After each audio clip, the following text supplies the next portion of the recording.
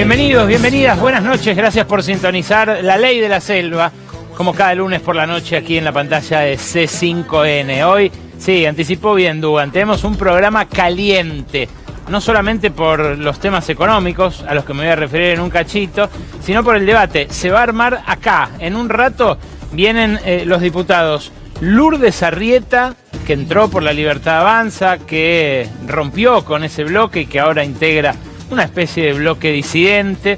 Esteban Paulón, que viene siendo una de las voces más enérgicas, aspira a una banca de senador, además en estas elecciones, el diputado por Santa Fe. Y Paula Penaca, diputada peronista, que también formó parte, en su caso, de los que más impulsaron los últimos reveses legislativos del oficialismo en el Congreso. ¿De qué van a hablar? Del escándalo del que habla todo el país desde hace 6 días.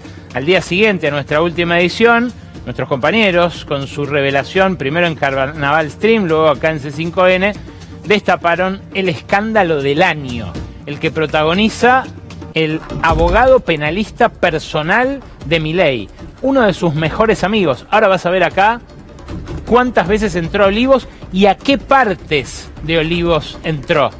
Pero primero, lo que acaba de decir en Junín el presidente. Algunos dicen que es un acto fallido. Yo prefiero no analizar su psiquis. Escúchalo vos directamente. Están tan disociados de la realidad y la voluntad popular que avanzan constantemente con propuestas cuyo único objetivo es aumentar el gasto público y devolvernos al sendero nefasto del déficit fiscal. Por eso, digamos, está molesto porque le estamos afanando los choreos. Bueno, que se sigan riendo entonces.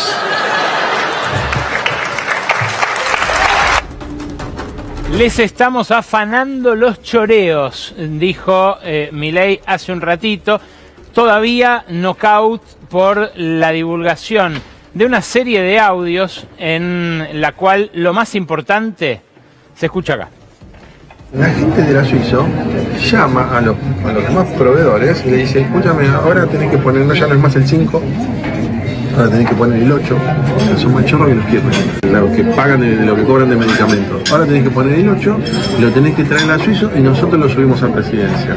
Por teléfono, así, tac, un prestador. Así se están manejando. ¿Y qué hacen estos tipos? Dentro del negocio de medicamentos es una gama enorme de negocios que hay. Hay medicamentos que tienen descuento, entonces la droguería lo consigue más barato y le da una rentabilidad mayor. Hay medicamentos que no tienen descuento, entonces la rentabilidad es menor. ¿Qué hacen los suizos? Todos los que tienen descuento van para ellos. Es una trama en la cual conviene identificar uno a uno los personajes. Jonathan Kovalevker, es el dueño de la primera minoría accionaria en la empresa más importante del mundo de las droguerías hoy, que es la Suizo-Argentina. Es el dueño del 21% de esta compañía y presidente desde hace casi 15 años del directorio. Tiene 51 años, juega al pádel con Mauricio Macri, es representante de otras empresas que estamos investigando en este momento, pero tiene bastante diversificado su portafolio. Hay en la IGJ, lo acabamos de chequear, 15 empresas que tienen algún Kovalevker en su directorio. Además de la Asociación de Amigos del Porsche. Sí, porque este buen muchacho tenía 5 Porsche en su casa, en donde, bueno, le avisaron que venía la policía y por eso pudo escapar, a diferencia de su hermano. Ahí es donde se ven las aventuras en sus Porsche en distintas carreras, en los puntos que acumuló, promedio, posición, un Jonathan Kovalevker de gustos caros. Pero sigamos adelante con el quién es quién, porque el hombre al que acaban de escuchar, Diego Spagnuolo, era un hombre de muy frecuente ingreso a la Quinta de Olivos. Presidente director de la Agencia Nacional de Discapacidad, fue designado por Milei al frente de esa repartición, apenas asumió, y ahora tiene prohibida la salida del país, además de secuestrado su teléfono celular. Él tuvo peor suerte que la de Kovalevker, porque cuando lo fueron a buscar el viernes, se estaba yendo también, se estaba escapando en otro auto del barrio cerrado donde vive, pero lo agarraron y le secuestraron el teléfono que tenía encima. Seguimos adelante con el quién es quién.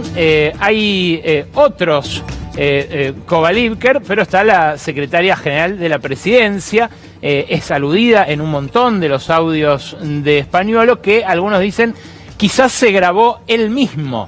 Se había reunido ya con los protagonistas del escándalo Libra, pero sigamos adelante en este mapa de relaciones que luego vas a ver todo plasmado con sus respectivas vinculaciones. Martín Menem, el personaje de hoy, apareció, presidente de la Cámara de Diputados, a intentar dar explicaciones. Dijo 5 veces que ponía las manos en el fuego por Karina Milei.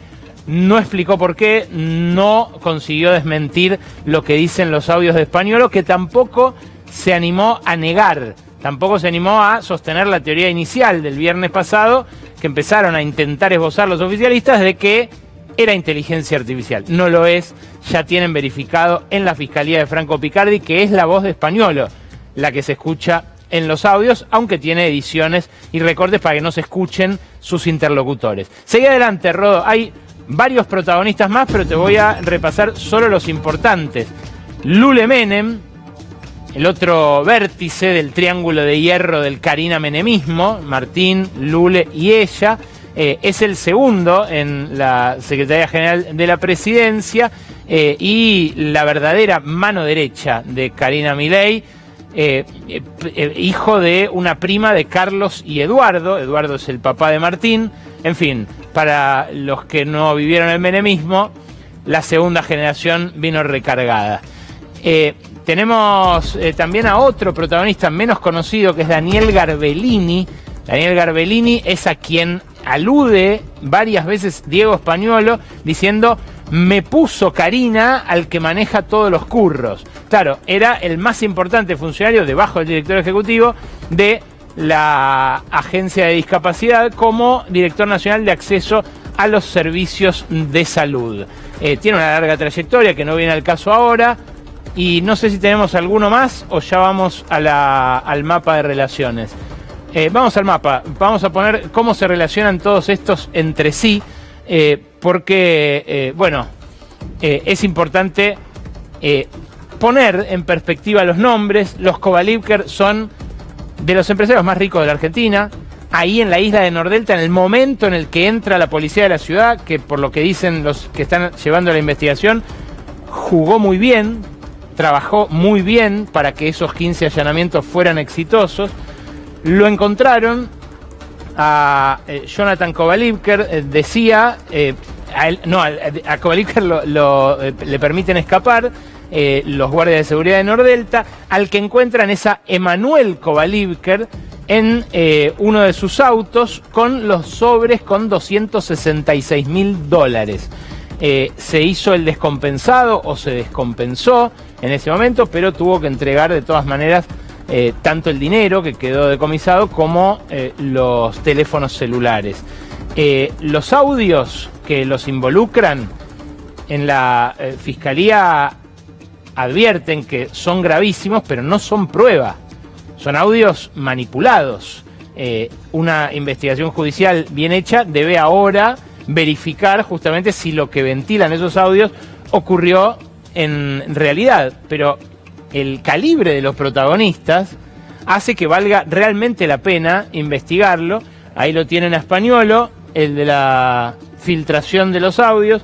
Abajo Garbellini. Garbellini, según Spagnuolo, les pedía los retornos del 8% a los Kovalevker, que llamaban desde la droguería suizo-argentina a los laboratorios para decirles que les tenían que hacer el descuento, que ellos directamente por teléfono les avisaban, ellos le iban a mandar el dinero a quien iba a garantizar que se hagan las compras, que era Karina Milei, el jefe. la mujer a la cual el presidente abrazó nuevamente en el acto de esta noche en Junín y dejó trascender: no va a soltar nunca. Claro, en la Suizo-Argentina, que es la droguería en cuestión, las acciones se reparten así. El grueso del capital, la mayoría accionaria, la tiene el patriarca, Eduardo Kovalivker.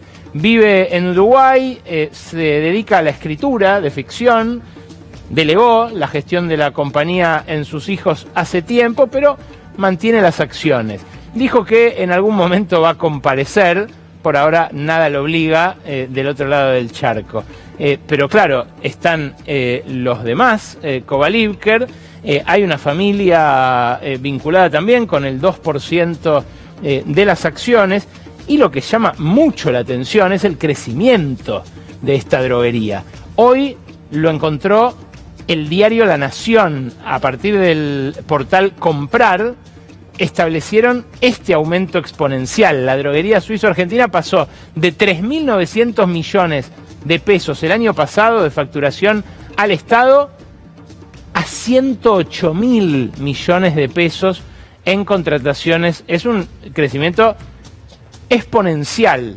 Esa es la palabra que usaron fuentes de la investigación con las cuales hablé hace instantes nada más. Exponencial. ¿Cómo se hace para encontrar la coima en un balance? Hay que ser muy ingenioso para esto, porque, claro, el balance de una compañía suele ser muy oficial.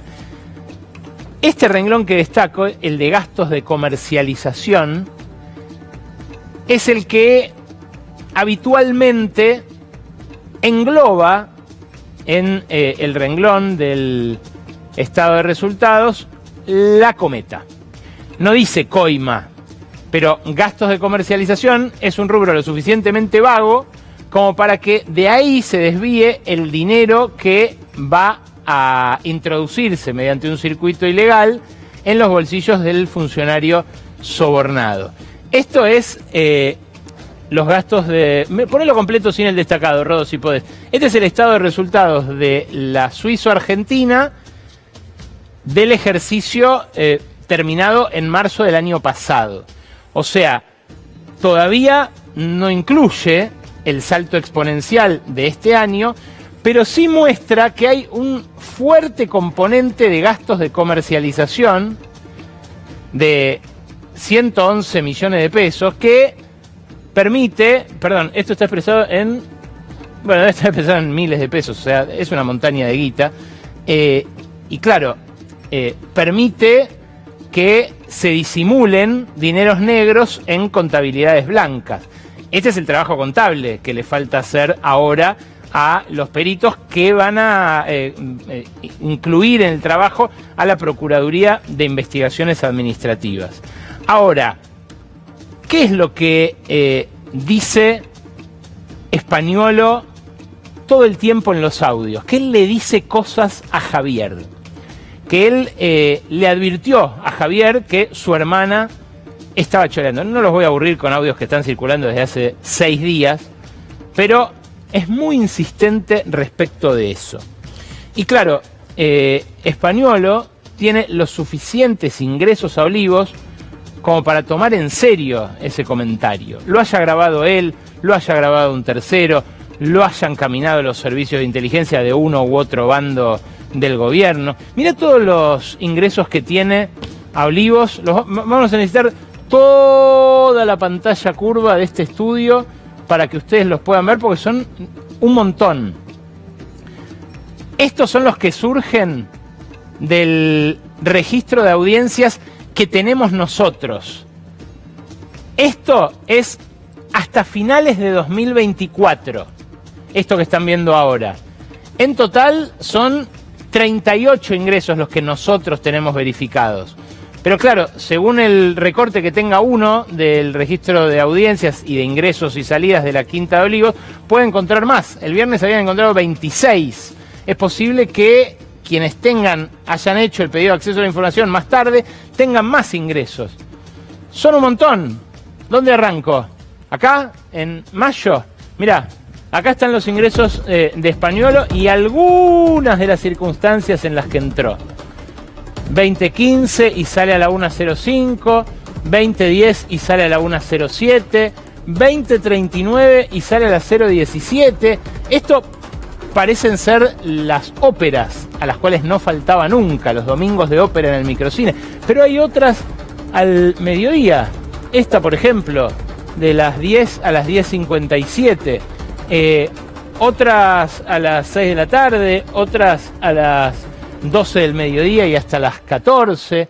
En fin, hay con la variedad de personajes que a ustedes se puedan imaginar. Hay ingresos con Juan Carlos de Pablo, con Demian Reidel, con el filósofo macrista Alejandro Rosichner, con algunos periodistas como Ezequiel Burgo, economistas como Juan Carlos de Pablo, Claudio Suchovicki. Claro, es gente que forma parte de la intimidad de Milei, que comparte esas veladas de ópera de las cuales Juan Carlos de Pablo, por ejemplo, dice: yo no pienso hablar. Hay más entradas. En 2025 hay más de los domingos, con Iñaki Gutiérrez, con Juan Mayol, el consultor de imagen. Hay, insisto, entradas de Españolo para hacer dulce a Olivos. Ahora, hay un conjunto de ingresos donde puede haber tenido más intimidad con Milei, que son ingresos al chalet presidencial. Están discriminados los ingresos a las distintas áreas de lo que en la jerga se conoce como RPO, Residencia Presidencial de Olivos. Al chalet ingresó en estas oportunidades. Mirá. Turno del día 16 al 17 de mayo de 2024, inmediatamente después de Patricia Bullrich, con el objetivo de una audiencia entre las 11:47 y las 12:08. ¿Quién va al chalet de Olivos por un espacio tan reducido de tiempo si no es alguien que le tiene que decir algo en persona sí o sí a una máxima autoridad como el presidente? Hay más entradas al chalet, porque me pareció interesante destacar esta también, por espacio de 1 hora, a las 8 de la noche del día 11 de junio de 2024. Ingresos en fechas muy parecidas a las que parece haber tenido el registro de Españolo que destapó todo este escándalo. Y claro, son ingresos al despacho de Milei, al vértice del poder. Pero el que intentó despegarse anoche a través de este tuit que van a ver ahora es Lule Menem, el subsecretario de la presidencia, que a través de un tuit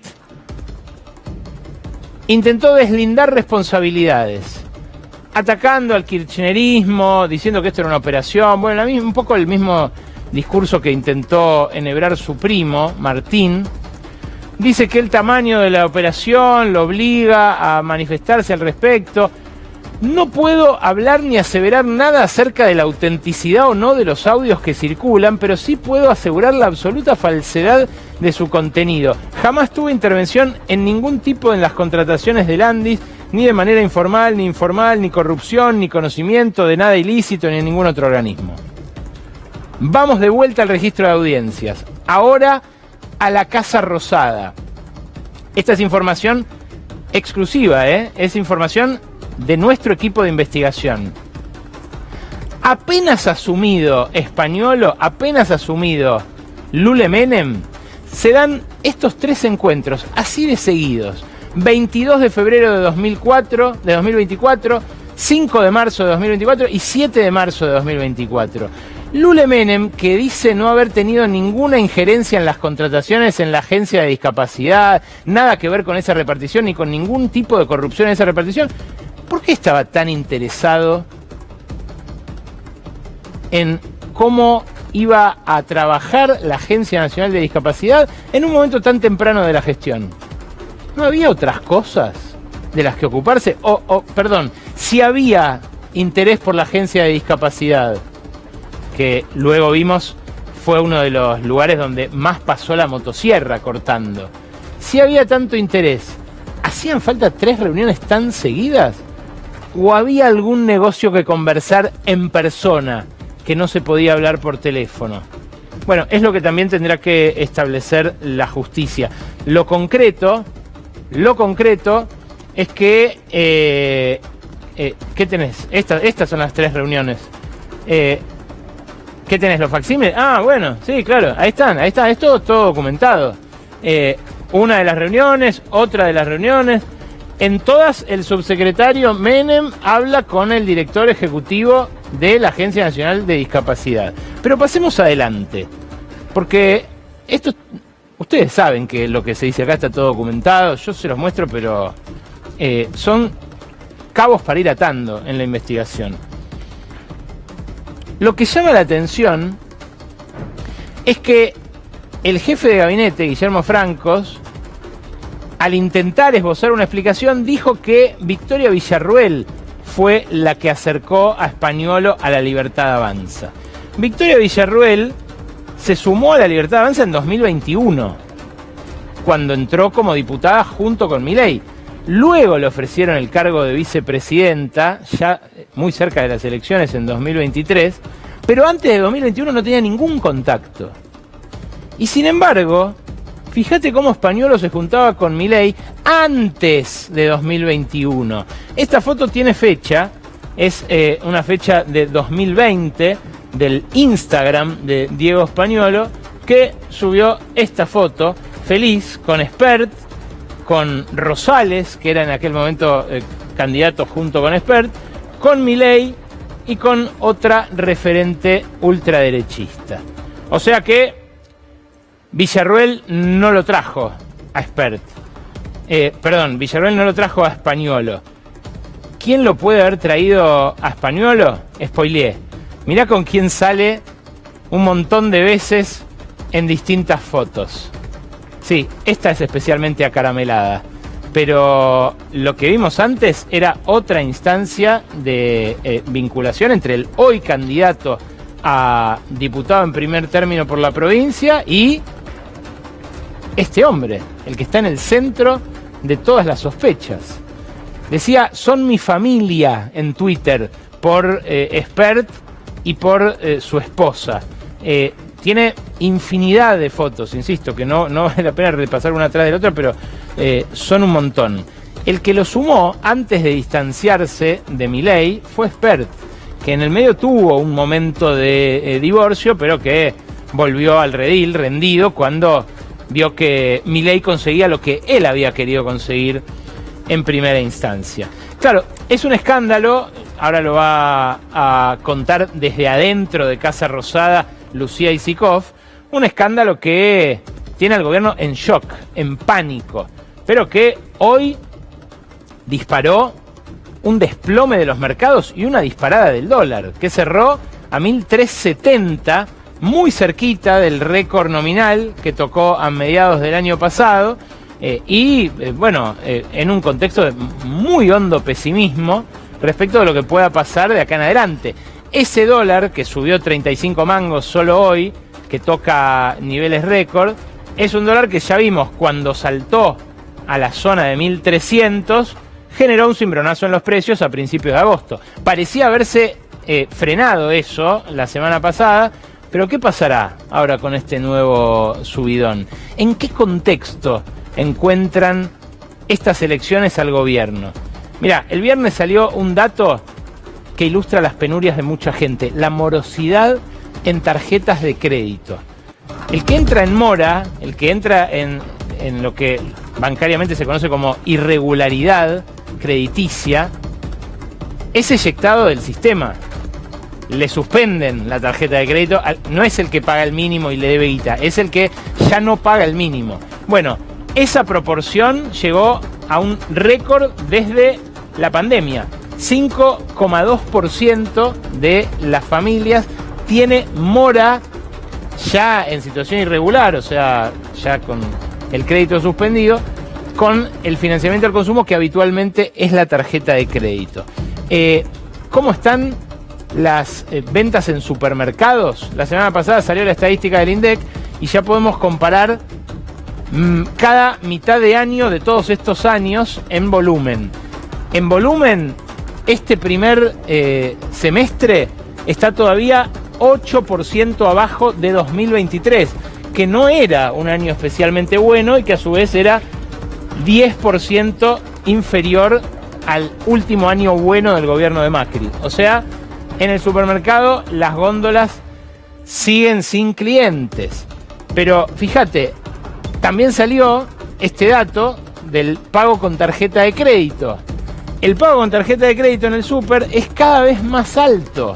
O sea que la gente compra cada vez menos en el súper, paga cada vez más con tarjeta de crédito y encima después no puede pagar esa tarjeta de crédito.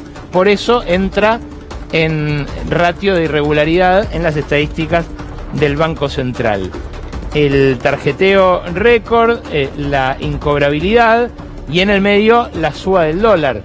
Un gobierno que desaforado salió a intervenir hoy de vuelta para intentar frenar esta suba, que insisto, fue de 35 mangos, podría haber sido de mucho más. ¿Dónde intervino? Subió la tasa de encajes, obligó a los bancos a inmovilizar más pesos, una pulseada que vamos a ver cómo termina, esa con los bancos por las tasas y por los encajes, pero además volvió a apostar a pérdida en los futuros. Mirá este cuadro. En este cuadro vas a ver que es un cuadro chino del mundo de la finanza, pero fíjate vos, venden a fines de agosto a 1.360, a fines de septiembre a 1.424, a fines de octubre a 1.477 y a fines de cada mes a ese valor. Hoy intervinieron con cerca de 300 millones de dólares en la posición mayo del año que viene, vendiendo a 1.692 pesos el futuro de dólar. ¿Esto qué quiere decir? Que si el dólar sube arriba de 1.692 en marzo del año que viene, algo que en los mercados creen va a ocurrir, porque después de las elecciones va a venir un shock hacia arriba de no se sabe cuánto, pero de un monto sustancial, el gobierno va a tener que cubrir la diferencia con esto. Y acá, en esta segunda planilla, están todas las apuestas que ya hizo hasta ahora.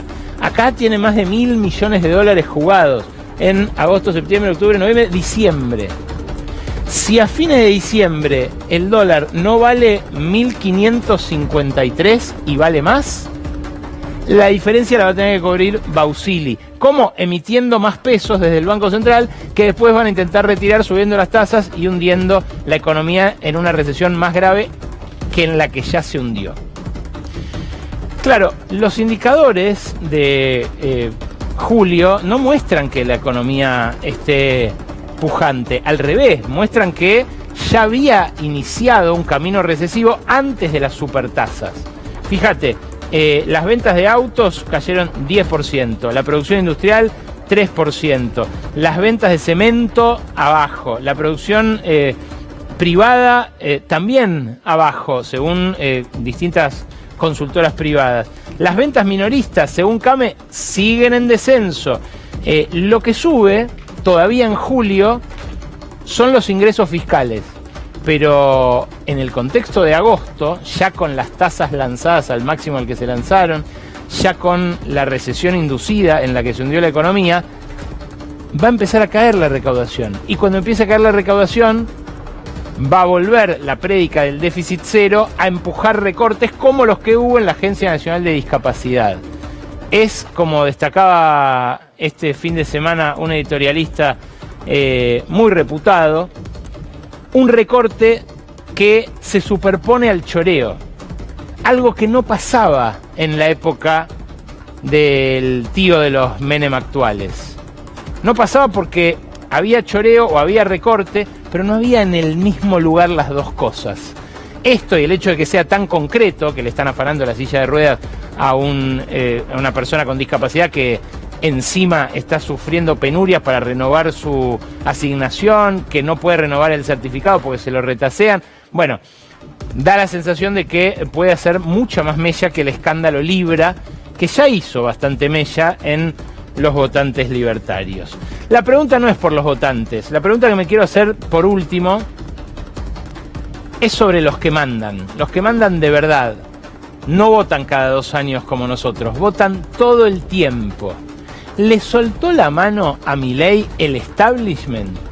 ¿Es por eso que estamos viendo todo esto? ¿Qué piensan los dueños de la Argentina de este escándalo prohijado por el gobierno que sostuvieron hasta ahora de modo casi unánime? Asomémonos juntos a lo que dijo Mario Greenman el jueves a la mañana en el Council de las Américas. Mario Greenman es el presidente de la Cámara Argentina de Comercio y al inaugurar el evento dijo lo siguiente.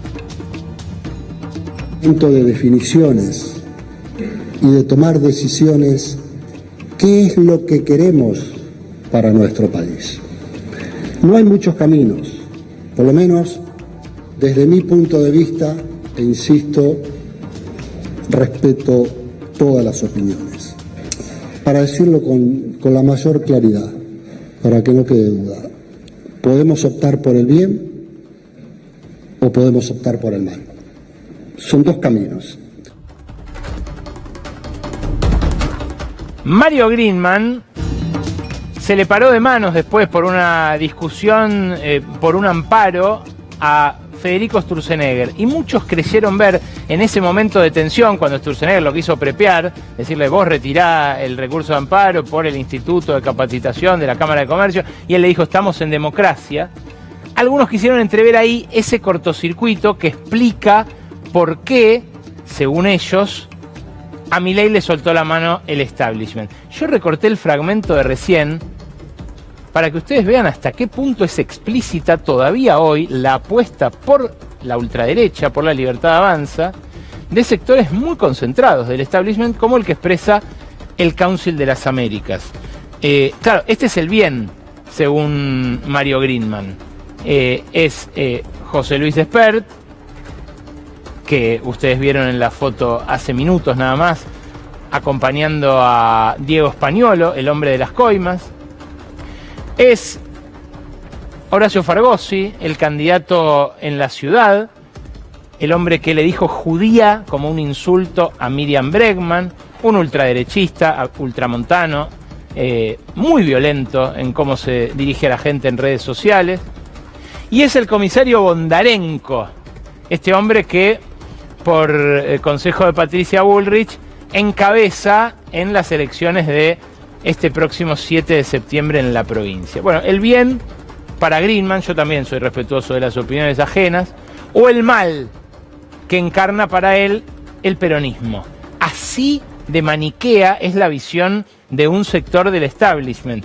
Pero hay otros sectores algo más refinados, como el de Susan Segal, la jefa del Consejo de las Américas en Estados Unidos, que no va a decir el bien y el mal, pero que a preguntas sobre la corrupción de Milei le escapan de la siguiente manera.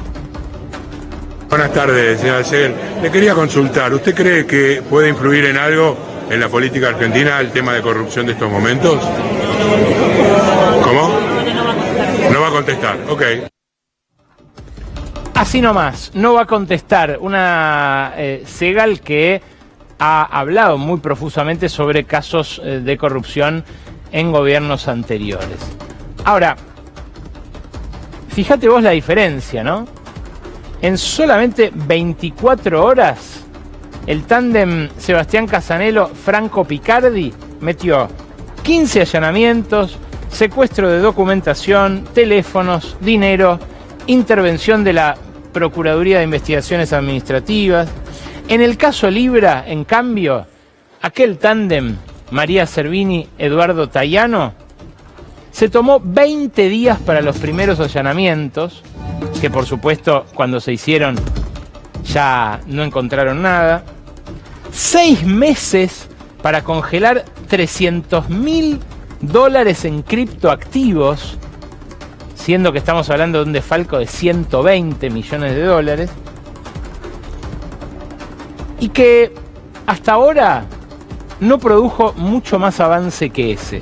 Contrasta también aquella investigación, la de Libra, con la que se llevó adelante en la masacre del fentanilo. Porque en esa masacre, en la que murieron 100 personas, ya hay detenidos, ya está el jefe del laboratorio HLB Pharma preso, y empezaron a trascender los chats que incriminan al personal de ese laboratorio, al tiempo de que empezó a investigarse la responsabilidad del Ministerio de Salud, de Mario Lugones, también complicado en este caso de la Agencia Nacional de Discapacidad. Repito, hay analistas muy lúcidos que entreven una nueva apuesta del establishment en esta crisis, una apuesta por otro sector político. Una apuesta por la avenida del medio, esa que en su momento encarnaba Sergio Massa y que ahora salió a agitar el gobernador cordobés Martín Yarlora con los gobernadores del Grito Federal. Una salida esta de un centro moderado que venían pidiendo otros sectores de la política, pero que hasta ahora no tuvo nunca mucho eco en lo electoral. Claro, Yarlora se rodeó de otros gobernadores, entre ellos Nacho Torres, el chubutense, que recibió de esta manera a Victoria Villarruel en su provincia. Le dijo bienvenida a su provincia. Claro, ella vivió un tiempito con su padre militar destinado en Chubut, y le dijo además: no existe corrupción buena o corrupción mala, no hay corrupción aceptable, toda tiene consecuencias. Victoria Villarruel sonreía, como suele hacerlo, se fotografió con Torres todo lo que pudo, sin reparar en que efectivamente estaba apareciendo como parte de la emergencia de este nuevo centro, o quizás sí reparando y planteándose como el recambio natural. Está en la línea sucesoria, es el gran fantasma desde que asumió Javier Milei, diría desde la noche en la que ganó el balotaje y aparecieron esas banderas con el logo propio de Victoria Villarruel frente al Hotel Libertador, donde lo hospedaba gratis Eduardo Elstein. Claro, esta avenida del medio es algo que simpatizaría a algunos referentes del establishment. Algunos miraron a Paolo Roca, que trajo al ex jefe de temas comerciales de Donald Trump la semana pasada, que se mostró con él, que advirtió sobre el frenazo de la industria, que advirtió sobre lo que está pasando con las importaciones de China, de las que también vino a hablar Lighthizer, las importaciones de otros países de la región. Claro, expuso preocupaciones que son muy difundidas en el mundo industrial. Ahora, ¿qué acuerdos y qué desacuerdos tienen los empresarios con Javier Milei? ¿Hasta qué punto le sueltan la mano tipos que comparten su agenda estructural, como Paolo Roca, que advierte sobre el mismo riesgo que el gobierno de Donald Trump, que es China, una China con la que Milei rompió todo vínculo? ¿Hasta dónde puede llegar el cuestionamiento de tipos como Mario Greenman, que decía: votamos por el bien o el mal en las próximas elecciones?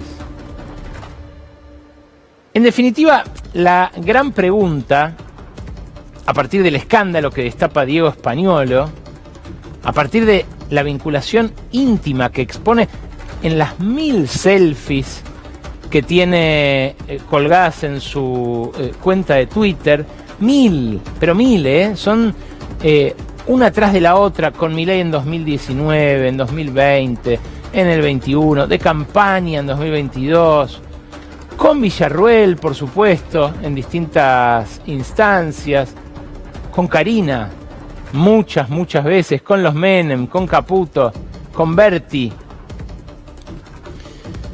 Lo que expone este escándalo es una crisis irreversible en el dispositivo del poder oficial, pero no necesariamente un abandono por parte de quienes hasta ahora fueron los principales sostenes de Milei.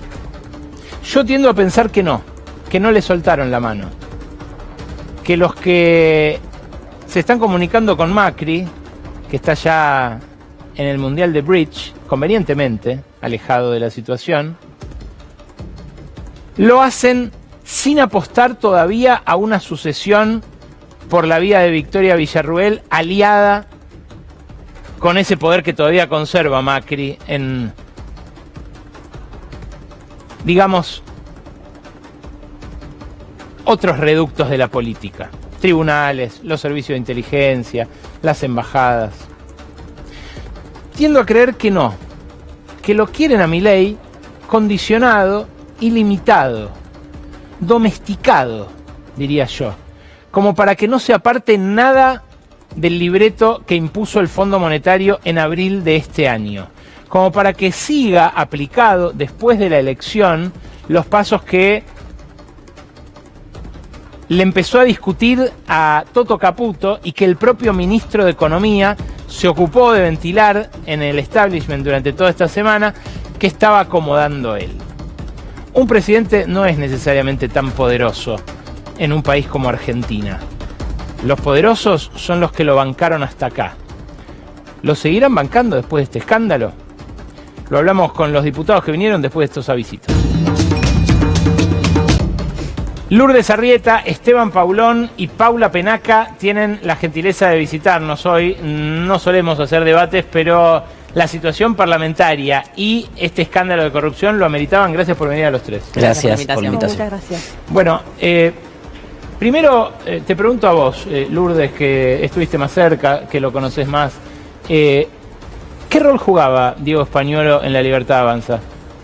La verdad es que yo hice campaña en Mendoza, así es que no sabría decirte el rol específico de Españolo. Sé que sí, por el entorno del presidente sabemos que era íntimo amigo y el abogado de él hasta hace poquito.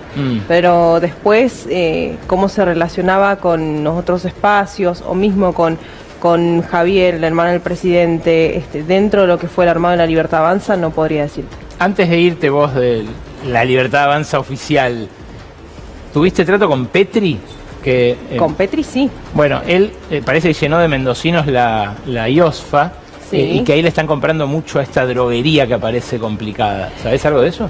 No sé específicamente, sé lo que ha salido en medios de comunicación acerca de que estaría involucrado también la firma de Petri en estos contratos con el laboratorio suizo. Lo que sí te puedo asegurar es que todas las semanas viajan funcionarios de Petri, de la Fundación Mendocinos por el Futuro, a Buenos Aires, sea en lugares de IOSFA, sea en otros lugares del Ministerio de Defensa y mismo ANSES, que Petri los está apadrinando. Epa, ¿no tenés idea de que van esos viajes? Supuestamente van a cumplir funciones, pero no sabemos específicamente qué, y tampoco está la voluntad política para contestar, ¿no? Por la información es muy cerrada. Esteban, ¿cómo definirías esta situación? A ver, más allá del escándalo que supone, es un golpe al corazón del relato del proyecto de Javier Milei. Porque un gobierno que llegó prometiendo terminar con la casta y que tomó en lugares emblemáticos, en este caso la Andis, que es un lugar emblemático donde se construyó una mentira y un estigma sobre las personas con discapacidad, sobre sus familias, donde parecía que el curro eran las pensiones que se otorgaban y que de golpe aparece sobre la mesa que en realidad el tema era quién se quedaba con el curro. Lo dijo hoy el presidente en su discurso en Junín. Sí, arrancamos con eso. Habrá sido un fallido o habrá sido una confesión, pero la verdad es que lo que pasa, lo que aparece en el escenario es esto, ¿no? Y creo que, lo decía yo el otro día, Alejandro, en la sesión, en un contexto donde se le recortan prestaciones a muchas familias, en algunas áreas del gobierno se vive un jubileo de la coima. Parece que ahí todo vale. Y creo que ese golpe al corazón del proyecto de Milei, que a su vez también involucra a quien es indivisible de él, que es su hermana, él mismo ayer lo planteó en un off-on mensaje que nos mandó a través de Luis Majul, sí, que no se sabía bien qué contexto tenía, donde parece indicar que Karina podría ser corrupta, pero no, a ella sí no la va a despedir o no la va a echar, la verdad que son indivisibles, y pensar que Karina actuaba de alguna manera autónomamente de Javier es verlo con demasiada candidez, te diría. Por eso creo que en un momento donde una parte importante de la sociedad que banca o bancó a Javier Milei con un enorme esfuerzo y en un enorme sacrificio, porque la estabilidad precaria de la economía no es un mérito de Toto y de Javier, se construyó sobre la espalda de jubilados, docentes, universitarios, las rutas que no se arreglan, etcétera. En ese contexto la gente dice, pará, yo estoy haciendo el sacrificio y estos siguen de joda, siguen choreando, al final no eran distintos. Creo que por eso el gobierno todavía no sale del shock que le generó la filtración de los audios españoles. Paula Penaca, dicen que es una operación Cuca, una operación de ustedes en el gobierno. Esa es su línea principal de defensa. Bueno, me parece bastante pobre como línea de defensa, sobre todo porque no es el primer escándalo de corrupción. Siempre en el centro de esas denuncias aparece Karina Milei. Ya tuvimos la estafa con la criptomoneda Libra. Tenemos antes de eso la venta de candidaturas, que también fueron denuncias que se hicieron ni bien iniciado este gobierno. Y después me parece que a confesión de parte, relevo de prueba, ¿no? Hoy el presidente habló de que están choreando. Definitivamente ya no puede ni esconderlo en su propio discurso. Y después déjame decirte, Alejandro, que la verdad es que efectivamente creo que esto es un golpe, como decía Esteban, porque la gente puede haberse confundido, puede haber hecho este esfuerzo engañada, pero efectivamente ya ahora le están tomando la sopa al ciego, digamos, ¿no? A nadie se le escapa que le están metiendo la mano en el bolsillo a los discapacitados mientras construyen un estigma, mientras hacen pasar por una situación de indignidad absoluta a muchas de las personas que perciben la pensión, hablando y señalando de que eso son situaciones de corrupción, cuando vos sabés cuánto es lo que percibe una persona con discapacidad. Sí, 200 lucas. Es una locura. Entonces, mientras tanto hay denuncias de parte de un funcionario que es además muy cercano al presidente de la Nación de que se llevaban por mes $800.000 contra $200.000 que puede cobrar una persona que tiene una discapacidad, que por supuesto que está perfecto que el Estado controle y que haga auditorías. Ojalá lo hubieran hecho con el fentanilo y nos hubiéramos ahorrado 100 muertes, porque ellos mismos, ¿no? En esa construcción del discurso de Sturzenegger, de la destrucción del Estado, el relato de Milei, de la destrucción del Estado desde adentro, de achicar el Estado, que es más viejo además que la humedad en la Argentina, empezaron a retirar al Estado de su rol de control, de su rol además de control riguroso como requiere una droga tan peligrosa como el fentanilo, y sin dudas obviamente tiene que avanzar la investigación, que viene con muy buen ritmo, como vos decías recién, pero sin duda ya los 2 meses de dilación entre que la ANMAT hace la primera investigación dentro del laboratorio, ¿no? Sí. Que hace la primera inspección, y los 2 meses que tarda en tomar alguna medida. Son las 30.000 ampollas envenenadas. Pero por supuesto, sí. Entonces, bueno, me parece que empieza a haber una serie de situaciones que hablan, por un lado, de que donde toca sale pus, efectivamente no vinieron a transformar nada en la Argentina, y luego además también tienen un desinterés por la vida de la gente. Nadie puede gobernar lo que no conoce y lo que no quiere.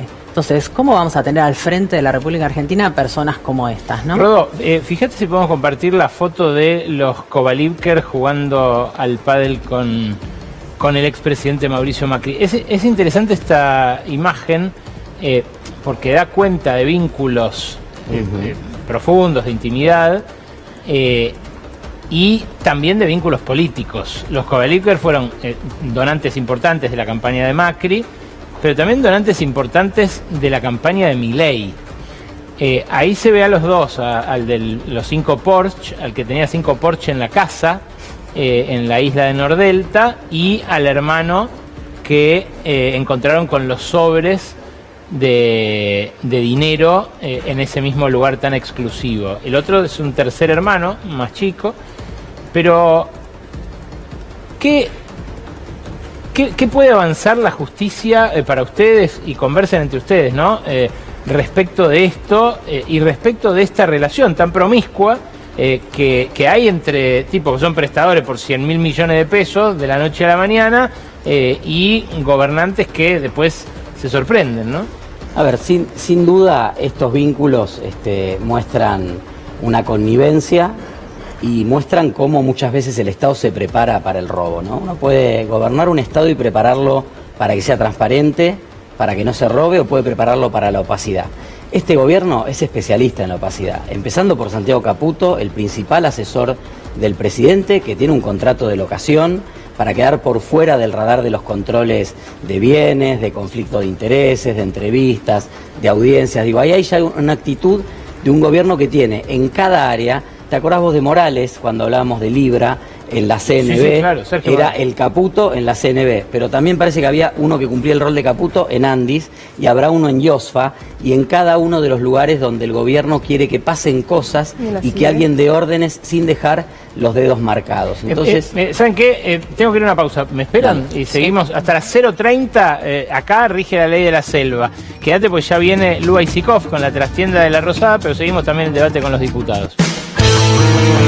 Seguimos con los diputados Arrieta, Paulón y Penaca. Ellos fueron protagonistas del último revés, que viene enhebrando uno atrás del otro el oficialismo. ¿Cómo sigue esta semana? ¿Qué va a pasar esta semana, Paula? Mañana tenemos una agenda muy interesante en la Cámara. Tenemos a las 12 del mediodía una convocatoria de la Comisión de Discapacidad y Salud, justamente donde hemos pedido y convocado tanto al ministro de Salud Lugones como a quien quedó a cargo de la Andis, a el funcionario Vilches, que vengan a dar explicaciones. Creemos que eso debería ser lo mínimo que tendría que pasar en la Cámara de Diputados. Suponemos que, porque además esa invitación tiene que hacerse mediada por el presidente de la Cámara, Martín Menem, que está efectivamente involucrado en algo de todo esto.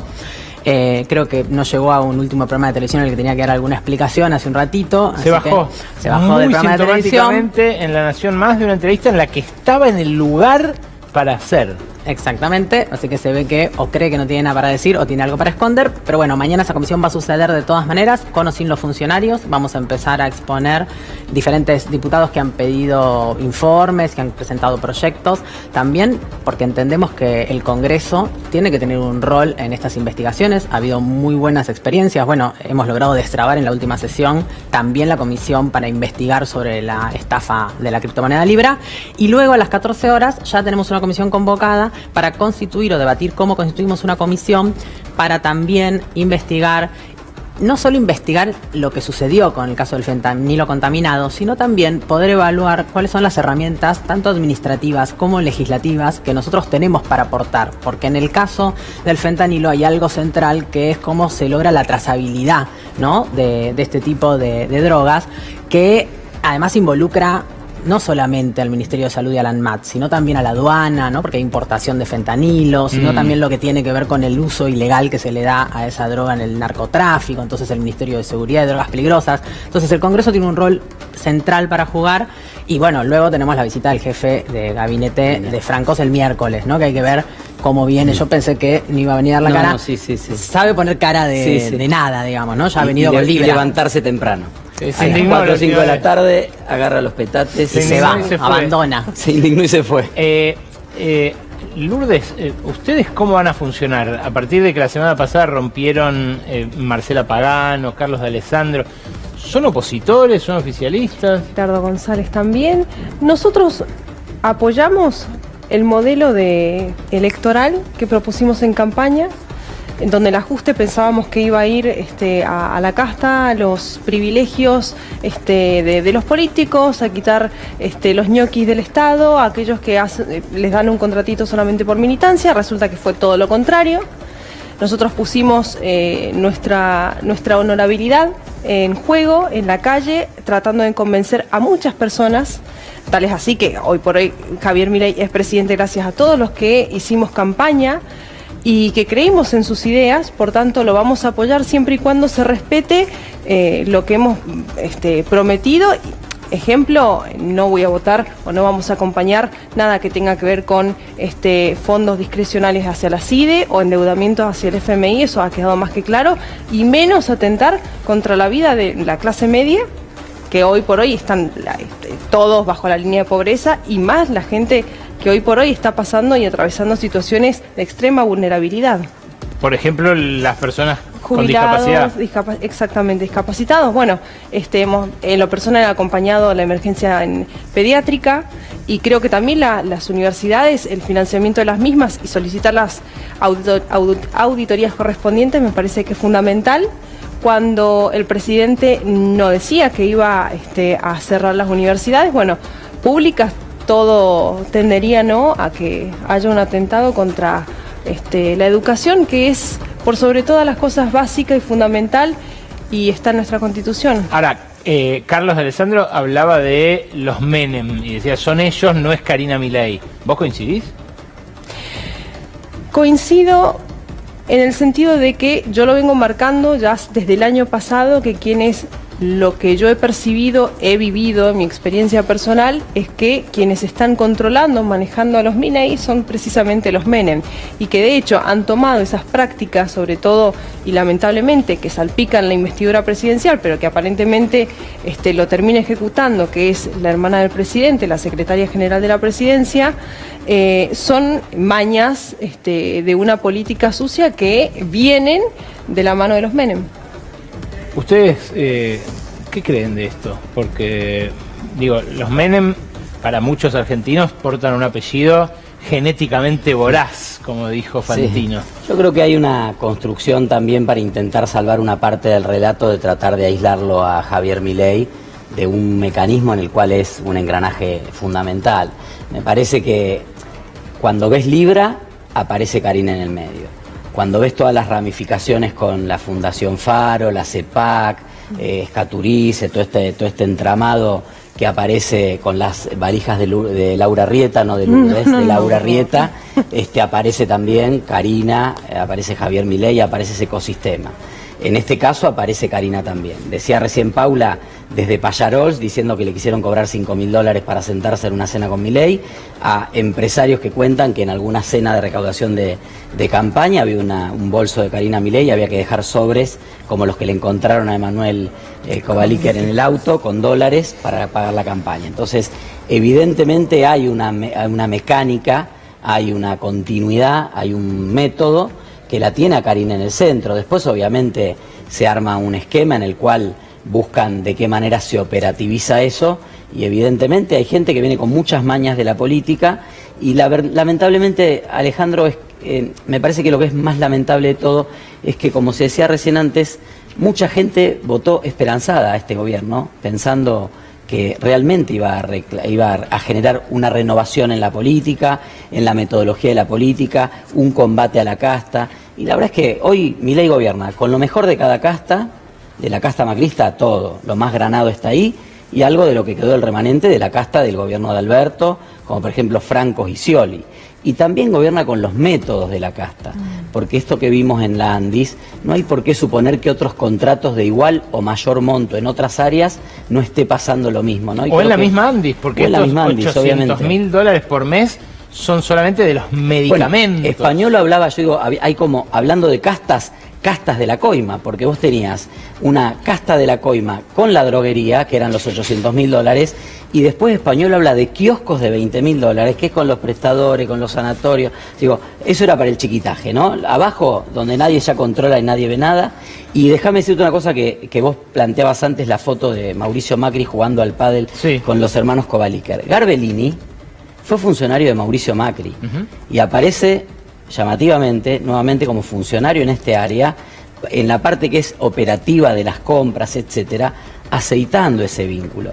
Y se habla de $2 millones de aporte en la campaña de Javier Milei por parte de los Kovaliker para todo lo que es lo que fue la fiscalización en el balotaje. $2 millones que habrían llegado de la mano de algún contacto de Mauricio Macri también con ese ecosistema, una vez que fue aquella foto en Acasuso, donde el macrismo finalmente decide apoyar a Javier Milei. Hablando de eso, Paula, yo cerré la editorial con una hipótesis sobre el establishment. ¿Vos creés que le pueden haber soltado, aunque sea algunos, la mano a Milei? Mira, déjame vincular esto que me preguntás con lo que hablaban antes, ¿no? Yo creo que lo peor del gobierno de Milei es el modelo económico, no estos hechos de corrupción, que por supuesto hay que combatirlos, hay que investigarlos a fondo y hay que saber de qué se trata, ¿no? Sobre todo si está todo tan corrompido. Pero lo que trae el apellido Menem, sobre todo, además de, sin duda, durante el menemismo la corrupción fue un dato significativo, es la instalación de un modelo neoliberal en la Argentina al que le da continuidad Macri, al que le da continuidad Milei. Y yo tengo 44 años y me acuerdo de la campaña de la Rúa, donde lo que venía a plantear era la lucha contra la corrupción y después la continuidad del modelo económico terminó en el estallido del 2001. Entonces yo creo que hay que prestarle mucha atención a estos hechos de corrupción, pero también hay que pensar que parte de este sacudón que está teniendo el gobierno de Milei puede tener que ver con esto que vos decías en la editorial, que es que el poder económico real, que es que a quien de verdad, ¿no?, junto con el Fondo Monetario Internacional le van dictando a Milei las medidas y las decisiones que tiene que tomar, está apretando un poco. Para ¿no? debilitarlo. Para debilitarlo, para tenerlo más a la mano, para que no se le vaya a desordenar. Es una hipótesis, ¿eh? Y yo creo que es una hipótesis que es posible y que es válida. Entonces, me parece que está bien discutir esto, pero que también está muy bien que veamos cómo un modelo económico como este ya fracasó en la Argentina muchas veces y que no se le va a poder dar continuidad, porque esto del relato del ajuste a la casta terminó siendo el ajuste a toda la población en general, salvo un sector muy reducido, que son los que siempre ganan, porque la mentira del costo fiscal en realidad tiene peso para el gobierno cuando se trata de lo que ellos llaman costo fiscal para jubilados universitarios, etcétera, pero no tiene ningún problema en pagar el costo fiscal oculto que genera mantener estas tasas exorbitantes del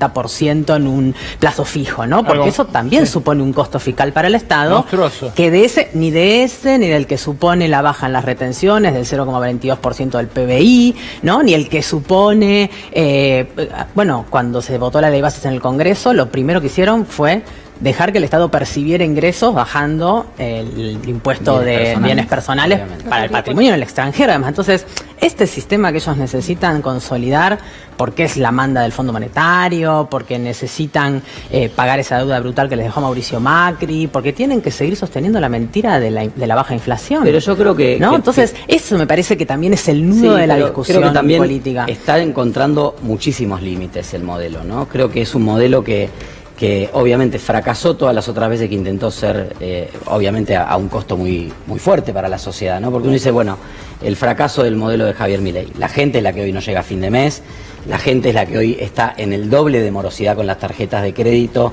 y los créditos personales que en enero. No estamos hablando de un proceso tan largo, ¿no? En 8 meses la gente hoy es doblemente más morosa con los bancos, ya no tiene a quién pedirle prestado para comprar alimentos, no para irse de viaje al Caribe. Y creo que evidentemente estos factores de poder también saben que como viene la mano este modelo no resiste. Vos lo venís siguiendo muy de cerca. A veces nosotros en la política hablamos en plazos que para la gente, pues 7 de septiembre, elecciones bonaerenses, no llega con el dólar a cuánto, a 1.300, 1.320, 1.330. Es una eternidad 2 semanas para una familia que no llega a fin de mes, que no puede pagar los servicios, que tiene que ir recurrir a la billetera para pagar con un costo altísimo de intereses los servicios, la luz, el agua, porque ahora aparte lo tenés tan en la mano, el endeudamiento, que realmente es impresionante. Y después pensé en el 26 de octubre, o sea, ¿cómo hace el gobierno para llegar en condiciones al 26 de octubre? Entonces me parece que hoy la corrupción pasa a ser un tema principal de la ciudadanía porque evidentemente hay una percepción de que finalmente el esfuerzo que se hizo era un poco en vano o bastante en vano y que aparte el esfuerzo no se hizo de la misma manera en todos los sectores. Lourdes, si a vos te hacen elegir entre Milei y Villarruel hoy, ¿qué elegís? La verdad es que a la vicepresidente no la conozco tanto y no conozco su plataforma como para apoyarla, y después el modelo de Javier, sí es verdad que lo que hoy se está planteando ha fracasado, es todo lo contrario a lo que nosotros habíamos pregonado, y de hecho que pregonábamos prácticamente un liberalismo puertas adentro y un proteccionismo puertas afuera, porque los liberales de alguna manera pensamos en cuidar los recursos también, en hacerlo valorar, de cara también a un siglo XXI donde hoy tenemos analfabetos y analfabetos digitales, porque 70 años de gobiernos que han fracasado y que lamentablemente hay que decirlos, y no estamos preparados, y parece que la solución mágica era Javier Milei, y bueno, hoy en día y lamentablemente no lo es. Por tanto, por desconocer también la plataforma política de la vicepresidente, no elegiría a ninguno de los dos hoy en día. Mira, ¿y cómo vivís eso? ¿Como una decepción personal? ¿Como una orfandad política? ¿Falta de horizontes? Digo, porque vos, reconociéndote liberal, comprenderás que los liberales quedan manchados por este gobierno si termina mal. ¿Es así? ¿O que todos los de derecha somos fachos? ¿O que somos gorilas? ¿Que somos individualistas? Y no es así. Bueno, el gobierno le manda digo, a pegar a los discapacitados, a la policía. No, yo en mi concepción cristiana es completamente distinta y sobre todo por el respeto a las libertades individuales, que de hecho en la misma Biblia se pregona. Pero volviendo a tu pregunta, creo que sí. Exactamente. Lo digo más como joven, no como una legisladora, sino como joven, ya desde un modelo que lamentablemente dijo una cosa, terminó siendo otra, lo digo con mucho pesar, es prácticamente una estafa electoral lo que ha sucedido, donde nos contaron un guión o nos mostraron un guión y terminó siendo completamente otro.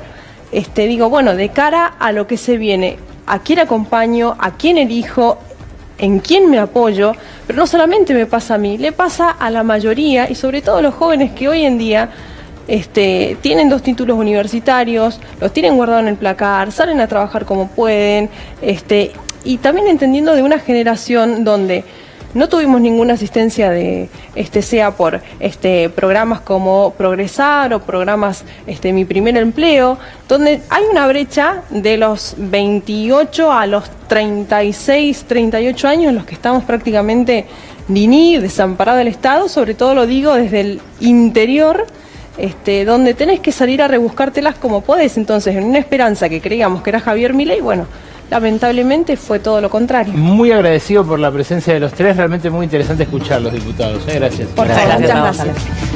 Mayonesa TV, un poco de humor y ya nos metemos de la mano de Lucía Isikoff en la Casa Rosada y su crisis.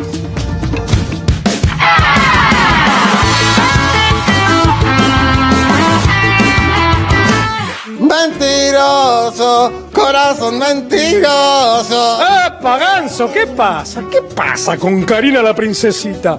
¿Qué princesita? ¡El jefe! ¡Oh, sí! Pobre el jefe Karina.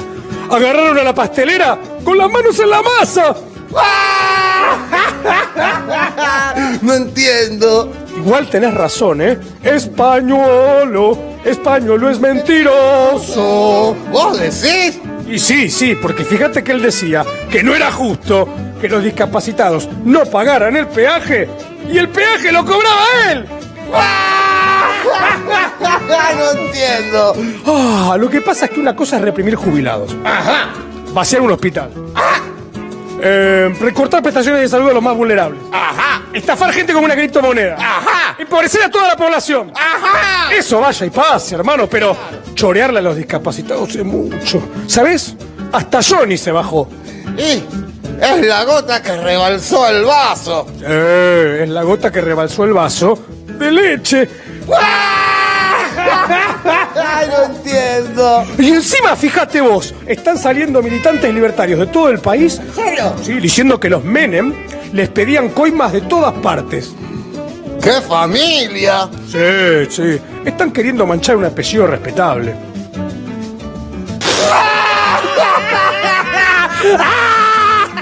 No entiendo. Y el Jabo no dijo nada todavía, del tema. No, finge demencia. Sí, finge. No entiendo. Igual es como dijo Martín. ¿Cómo? Yo pongo las manos en el fuego por Karina y por Lule. Sí, totalmente. Sí. Pero, pará, Ganso. ¿Qué pasa? Nosotros no tenemos manos. Por eso, Ganso, por eso. Mira si voy a poner las manos en el fuego.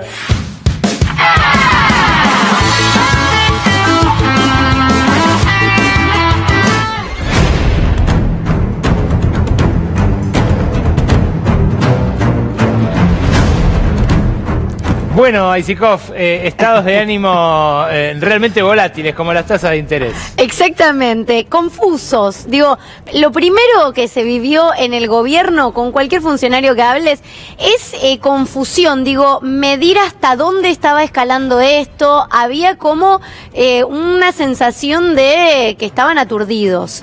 ¿Qué es lo que pasa, Ale? El martes por la noche, cuando empieza el run run de que estaban los audios, de que empieza a circular las primeras versiones, alguien importante en la Rosada, no el propio Milei en ese entonces, lo llama a Spagnolo y le dice, che, ¿qué pasa con esto? Él él se hace también el desentendido. No, viste, como todavía no estaban ahí girando, no había tomado trascendencia. No es nada. Día siguiente, miércoles a la mañana, te cuento un poco la cronología para que entendamos cuáles son las versiones, cuál es la letra oficial. El martes lo publica Carnaval Stream. Martes a la noche los primeros audios, miércoles, sí. Ahí ya empiezan, miércoles a la mañana ya tenían repercusión en algunos medios fuertes, ya estaba, bueno, lo publica Mauro Federico y empieza a expandirse. Ahí, llamado a Spagnuolo. Che, ¿qué es esto? Lo primero que dice, lo dijo, lo primero que dice, varias fuentes coinciden en esto, inteligencia artificial. Hay un intento de decirlo. Al rato, cuando se ve que no, dice, bueno, sí, es mi voz, pero... Todo esto está pasando el miércoles. El miércoles por la tarde, ya cuando esto había escalado, digo, todos los principales medios se habían hecho eco de la noticia, sí. Algunos dudaban. Los oficialistas a regañadientes. A regañadientes, pero tenían algo. Un colega que dijo, no sé si ponerlo, porque la verdad que no quiero prejuzgar. Exactamente. Se la pasó poniendo audios del peronismo. Algunos estaban ahí chequeando la veracidad, pero algo había, ¿no? Supuestamente en redes sociales, aparte, ya había estallado muy fuerte, que eso es básicamente lo que mira el gobierno. Es más, creo que este cauteloso hasta había recibido algunos audios corriendo por Palermo. ¿No? Bueno, obviamente en este caso hay todo un engranaje, ¿no? Hay un trasfondo de cómo llegan los audios, la situación en la que estaba Spagnuolo. No fue tan casual, ¿no? No fue una corridita por Palermo. Habría que preguntarle también a Mauro Federico, pero creo que no los recibió así en este caso. Bueno, cuando ya estaban los audios, ya digo, era inocultable, y aparte en redes, te digo, el territorio que más le importa al gobierno, ¿qué hacemos? Lo llaman a Spagnuolo, che, vamos a tener que hacer que renuncies. Y ahí viene el atrincheramiento de Spagnuolo, que deja de atender el teléfono, básicamente, y ahí ya la Rosada pierde un poco el diálogo. Después le van a ofrecer un abogado, después vamos un poco a eso, pero pierde un poco el diálogo con un funcionario que a sus superiores no los atendía.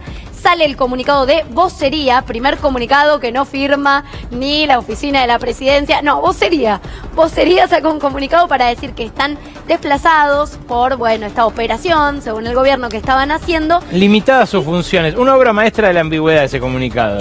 Bueno, así limitadas sus funciones, dice, por hechos de público conocimiento. Ni hechos de corrupción, ni hechos que... Hechos de público conocimiento. Pero además, para darnos total tranquilidad, Lugones se hace cargo del área. Lugones, que estaba con, bueno, está en la mira por el fentanilo, los casos de fentanilo, digo, todavía debía algunas respuestas, pero se hace cargo del área. Bueno, en ese contexto, Milei habla en la Bolsa de Comercio de Rosario y dice lo que, bueno, a lo que vos hacías referencia antes. Hay algo que está preocupando mucho a los argentinos, y algunos estaban, bueno, va a hacer alguna referencia a este caso, y dice la volatilidad de las tasas de interés.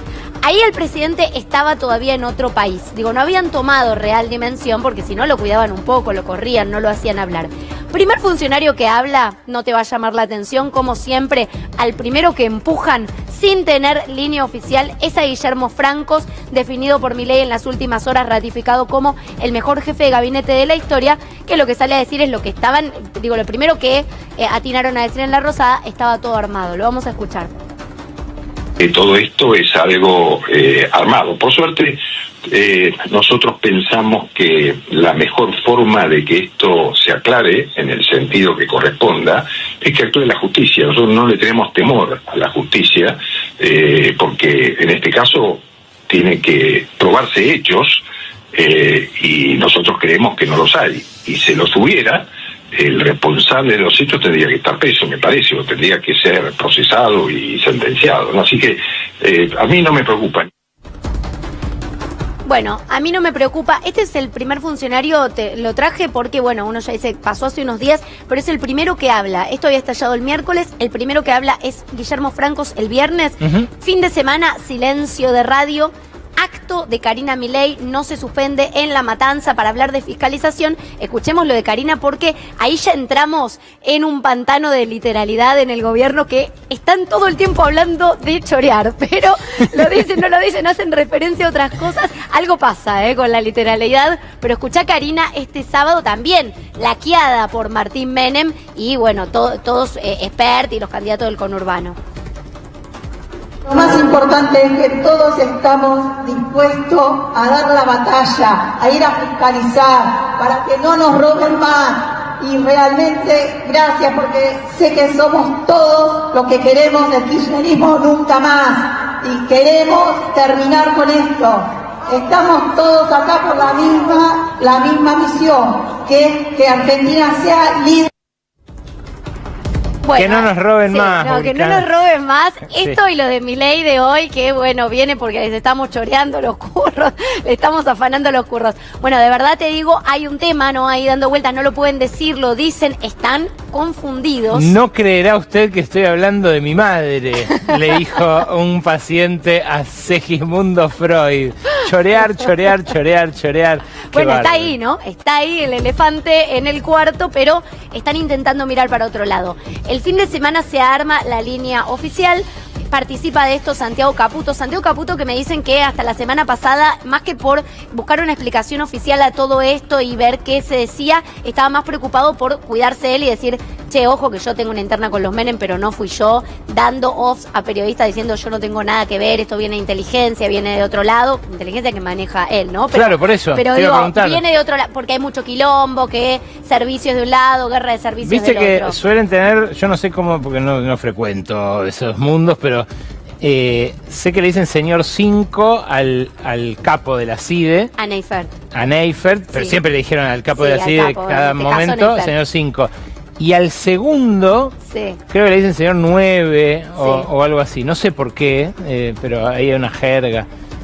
¿Está todo bien entre Neifert y Diego Kravetz? Bueno, algunos miran, Diego Kravetz con pasado reciente macrista, Sí, por algunos eso. están mirando, acordate que la detención de Garbellini también fue en Lanús, algunos miran la presencia también de Mauricio Macri, a quienes apuntan, de dónde sale toda esta información, pero digo, ahí hay una hipótesis dando vuelta de servicios que no responden a Santiago Caputo y que esto sucede. Pero Ale, Santiago Caputo el fin de semana se pone a organizar, digo, como él es el padre del relato, digamos, de Milei, Sí. se pone a organizar la línea oficial. No, perdón, el jueves a la noche estaba dando una charla en un salón oficial con tips para enfrentar esta crisis en la campaña. Tips para... Una hora y pico, Ajá. varias intervenciones. Está activo el tipo. Está completamente activo, te decía, primero muy activo en correrse él del lugar de sospechoso y tal vez sobreactuando actividad en esto para ayudar al gobierno en la crisis y que nadie sea un mal pensado. Pero organiza el relato, él está detrás del relato oficial, vos lo mostrabas hace un rato, la línea de los Menem, porque, bueno, Lule lo tuitea, no lo escuchamos hablar nunca, inaugura básicamente su cuenta de Twitter de X, porque tenía un solo tweet, habrá borrado todos los demás, pero uno solo donde, bueno, cuenta lo que vos decís, que básicamente es apuntarle al kirchnerismo. Martín Menem, hoy a la mañana, da Sí. su nota preapertura de los mercados. No fue muy eficiente, vos lo sabrás mejor que Se yo. desplomaron. Claro, se desplomaron. Pero da su nota pensada con laje bien temprano, previa apertura de los mercados. Misma línea, le pega al kirchnerismo. Dice, los audios tal vez son verdaderos, no me consta, pero el contenido es falso. Esa es la línea oficial. Ahora, también lo interesante, Ale, es que ellos para afuera en este discurso le pegan al kirchnerismo, pero para adentro tienen distintos, lo vemos rapidito si querés, pero tienen distintos culpables a los que dicen que lo están filtrando. Ahora, lo que pasa con esto también es una maniobra distractiva, ¿no? Porque están algunos enfocados en el gobierno en tirar nombres y decir, esto pudo haber venido de Villarruel, por ejemplo, a quien intentaron desgastar. De hecho, Francos en las últimas horas se tuvo que contradecir, desdecir, porque había dicho, bueno, ¿quién lo trae Spagnuolo a la vida de Milei? Fue Villarruel. Sabemos que también fue cercana, pero digo, manchando a todos. Más allá de que tenga cierta veracidad, que esto puede venir del entorno de Macri, como te decía, hay un intento, te lo marco porque hay un intento de la Casa Rosada de abrir distintas puntas para pensar de dónde pudo haber venido esto, cuando lo que quieren evitar es discutir el contenido de esto. A Marcela Pagano por su pareja, entiendo. Exactamente, bueno, un poco de servicios y también porque le quiere dar un vuelto a Martín Menem porque fue el que trató de impedir que quede en la comisión de juicio político, muy enfrentada con los Menem. Sandra Petovelo mencionada en los últimos audios, sabía de todo esto, había hecho avanzar una denuncia contra la droguería Suizo en el medio de la polémica. Bueno, Mauricio Macri, ni hablar, las razones que puede tener para estar detrás de esto, y su gente también, bueno, vos lo venís contando. Está jugando al bridge. Así que él está jugando al bridge. Sí. Posiblemente esté ahí con el telefonito bastante lejos de esta situación, pasándola muy bien, mirando esto con pochoclos a la distancia. Pero te digo, Ale, más allá de estos nombres y de dónde viene el tema, lo que ahora están intentando decir es, bueno, ya esto, las escuchas no tienen ningún tipo de valor judicial. Bueno, vamos a ver qué viene después de las pruebas que saquen de los allanamientos. Pero el gobierno sigue en un estado de paranoia, y cierro con esto. ¿Hasta dónde va a llegar Spagnuolo, que no aceptó un abogado oficial? ¿Puede ser un arrepentido? ¿Puede ser un imputado colaborador? Eso. ¿Va camino a eso? ¿Qué decís? Y yo creo que todo me lleva a pensar que algo de eso él estará guardándose esa carta. Si sos arrepentido, ¿tenés que entregar a alguien más arriba? Y bueno, ¿y por qué estamos mirando a los Menem, no? Claro. ¿Y por qué él no quiso que el Estado, el gobierno, más que el Estado, le ponga un abogado oficial? ¿Y por qué no está atendiendo el teléfono? ¿Y por qué se despegó de la estrategia? Me imagino que se estará asesorando y ver qué es lo que más le conviene en una situación donde no puede negar la veracidad de esos audios. Es Lucía Isikoff con la info de cómo se vive esto desde adentro de la Casa Rosada. Gracias, Lu, por esto. Con ustedes nos reencontramos el lunes que viene a las 23, como cada lunes aquí en La Ley de la Selva. Sostener el techo y se me vino encima.